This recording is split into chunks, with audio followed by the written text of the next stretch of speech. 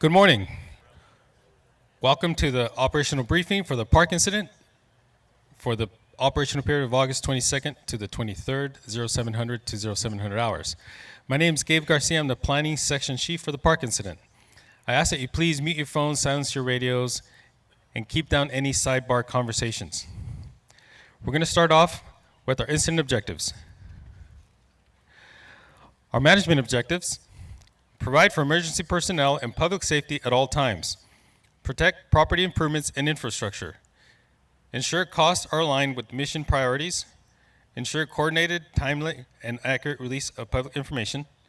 Continue to enhance and maintain positive relationships with all local partners, cooperators, and stakeholders. Protect economic, natural, cultural, and heritage resources. Implement fire suppression repair activities in accordance with approved suppression repair plans. Control objectives: keep the fire north of Skyway, keep the fire east of Highway 99, Highway 36, Manton Road, Rock Creek Road, and Wilson Hill Road. Keep the fire south of Highway 44, and keep the fire west of the Pacific Crest Trail. And now your current situation, night operations. Morning, everybody. Steve Ward, Night Operations Team 6. So another good night, a quiet night last night, another good day's work yesterday. Moving into the incident, Branch 10 was in a patrol status. Branch 12, again, probably going into patrol status tonight. No calls for service, everything quiet there. Pretty much everything's concentrated, as everybody knows, up there in the Branch 15, 18 area of Mineral, and over there in Mill Creek, Doe Mountain area. So down there in Quebec, still working those slash piles. They're still finding some heat in there. The IR flights last night are showing much reduced heat signatures, which is a testament to everybody doing good work in there.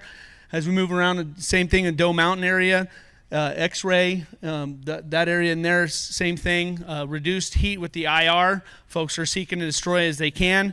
There was backhauled trash and hose that was backhauled out of there and ready for pickup today. Moving down into Echo Foxtrot, down in that area, same thing. A lot of the stuff's interior, but a really quiet night last night. And now with the weather, your incident meteorologist. Hey, good morning. Bob Honish, incident meteorologist for the park incident. We're starting off today, again, similar to the last few days, moderate humidity recovery, clear skies. But really, this is the end of our similar weather. We start to see some bigger changes beginning today that continue through the next couple of days. Today's big change is going to be wind. We've got a low pressure system that's dropping down. It's now centered off the Oregon coast. And the southerly flow ahead of that will start to be felt as the day wears on. Today, we've got southeasterly winds this morning. Those will turn a little bit more southerly as the day goes on, and then southwesterly towards the evening. Those winds really start to pick up this afternoon. After about noon, I think we'll start to see some gusts 25 to 30 miles an hour, maybe as high as 35 miles an hour on the highest exposed ridge tops. Those winds continue into the evening, and they really don't diminish much overnight. So staying breezy to windy through the overnight period.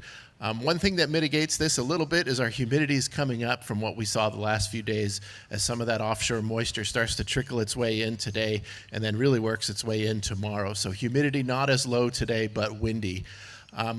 With that moisture coming in, we do start to see the risk for some isolated showers begin tonight. Could be an isolated thunderstorm in there, but most of that activity looks like it's going to track off to our west towards Redding, so not a high risk over the fire. The risk for isolated thunderstorms, isolated showers increases through the day tomorrow. Tomorrow's a much cooler day, elevated humidity levels. Tomorrow afternoon through the overnight period is our best chance of seeing some kind of wetting moisture from those showers. Probably a pretty good coverage of showers tomorrow evening and overnight. This is not the kind of storm system that's going to produce a lot of heavy rain, but any kind of storm system like this could produce some isolated, locally higher amounts. So with that, there is a flash flood watch because the burn scar is such a sensitive area, and that's in effect from Friday afternoon through Saturday morning. So something to be aware of and just think about, even though it's ahead of the day today. Going into later in the weekend, we start to see a warm up again that goes into next week, with probably some very hot temperatures coming back early next week. End of report for fire weather. Up next, fire behavior. Good morning, Jan Smoots, fire behavior analyst for the park incident. So today, with those winds picking up this afternoon, expect to see some increased activity across the fire, including smoke production from some areas that you may not have seen it for the last few days, possibly a little bit of increased activity in any of those interior islands that still remain out there. Could see some flare-ups along the line that may lead to spot fires, with the highest risk of those being in Tehama, Quebec and Tehama Uniform today. If you do see any active fire behavior outside of your lines, you can expect to see moderate rates of spread and spotting distances of up to 1/2 mile. With our safety message, your safety officer. Good morning, Jack Warden, Safety Officer.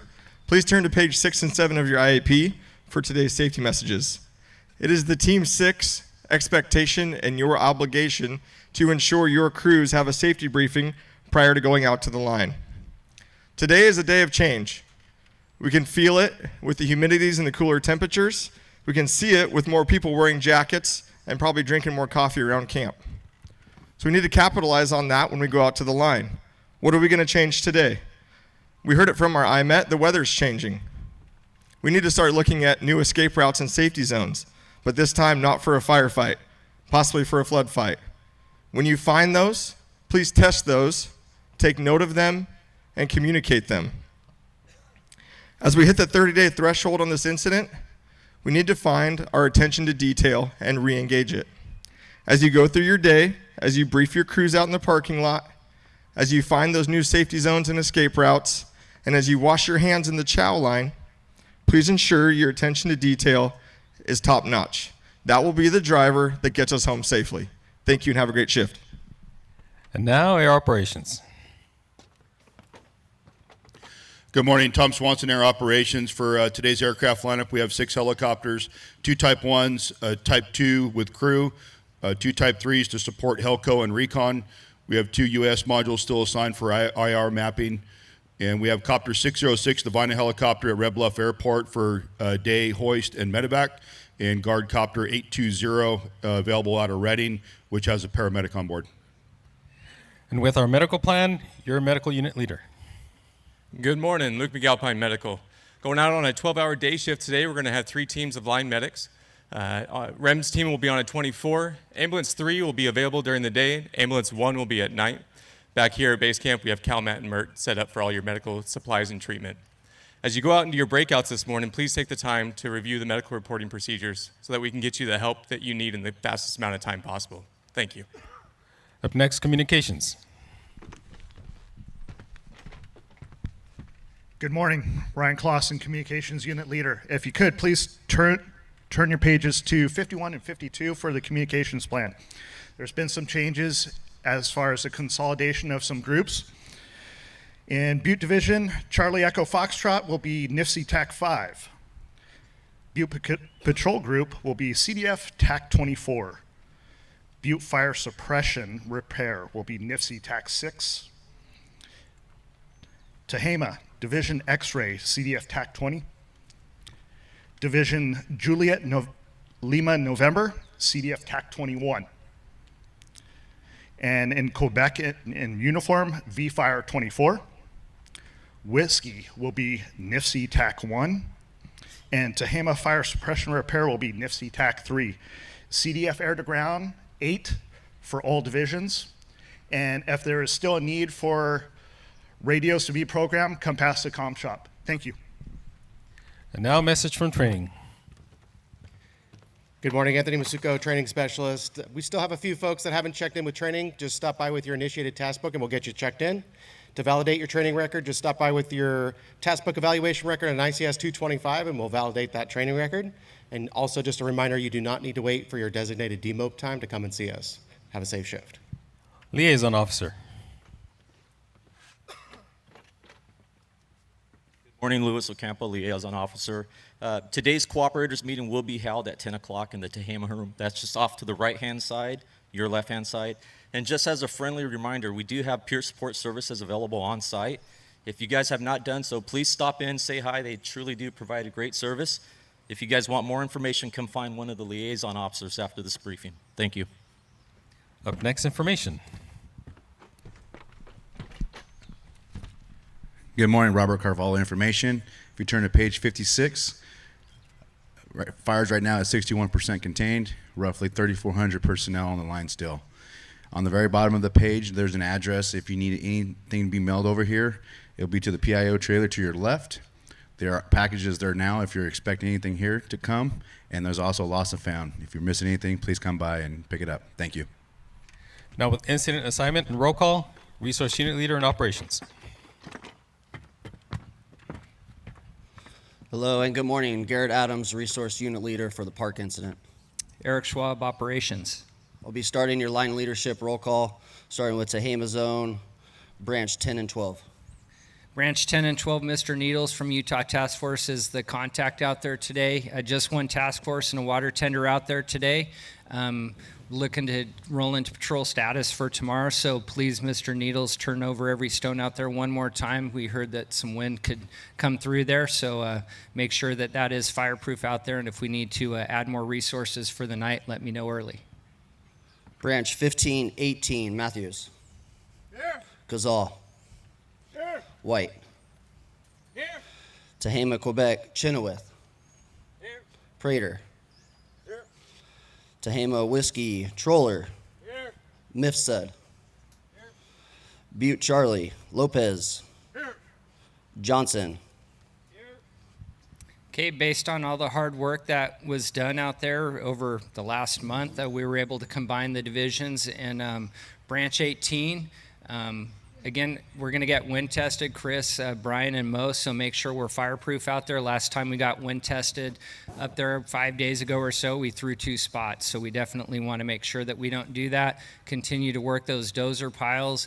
Again, we're rolling most of those resources to a 12, so if we need to pivot tonight and add more to a 24, let us know early. All right, Tehama, Fire Suppression Repair, Totoshini. Here. Krazer. Here. Johnson. Right, again, we keep adding as we drop down to 12 hours, and in the firefighting resources, we're adding those overhead into fire suppression repair to get that span of control in line better for you folks. Continue with the great work, get out 24 hours looking ahead of this thing, and in case we do end up with some rain, let's very critical, let's make sure we're staging equipment overnight in appropriate places. So with that, please everyone have a good productive shift. Now with closing comments, Incident Commander. Good morning, everybody. Jared Andrade, one of the Unified Incident Commanders for the Park Incident. Today, you already heard, today marks day 30 of this incident. That's 30 safety briefings, 30 operational briefings. It tends to drone on. 30 days, 1 month, 1/12 of a year, 8.2% of your year has been spent here on this fire.